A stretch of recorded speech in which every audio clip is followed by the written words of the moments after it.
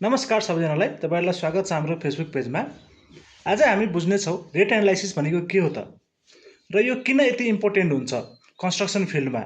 अब सिधै सजिलो भाषाबाट सुरु गरौँ। रेट एनालाइसिस भनेको के हो भने कुनै पनि निर्माण काम गर्न कति खर्च लाग्छ भनेर विस्तृत हिसाब गर्ने प्रक्रिया हो।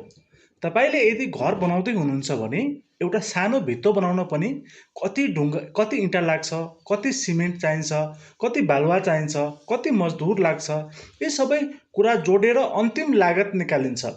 यही प्रोसेसलाई नै रेट एनालाइसिस भनिन्छ। अब अलिकति टेक्निकल कुरा गरौँ।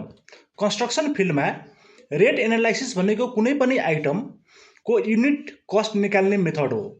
जस्तै 1 क्युबिक मिटर कन्क्रिट बनाउँदा कति मेटेरियल लाग्छ त, कति लेबर लाग्छ त, इक्विपमेन्ट कति प्रयोग हुन्छ, कुन प्रयोग हुन्छ र ट्रान्सपोर्टेसन कस्ट कति लाग्छ र कन्ट्र्याक्टरको प्रफिट कति लाग्छ, यो सबै कुरा जोड्ने र यसको डिटेल क्याल्कुलेसन गरिन्छ। अब तपाईँ सोच्दै हुनुहुन्छ होला यो किन यति इम्पोर्टेन्ट छ त।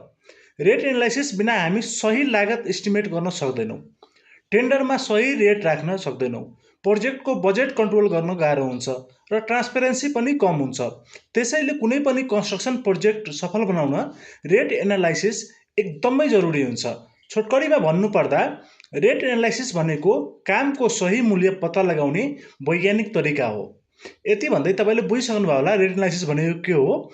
यदि तपाईलाई यस्तै civil engineering concept related concept सजिलो तरिकाले बुझ्न मन छ भने हाम्रो फेसबुक पेजलाई फलो गर्नुहोला र हाम्रो युट्युब पनि च्यानल छ रेनफोर्स नेपाल, त्यसलाई फलो गर्नुहोला। धन्यवाद। र साथीहरूलाई यो भिडियो रेकमेन्ड गर्नुहोला सेयर गरेर।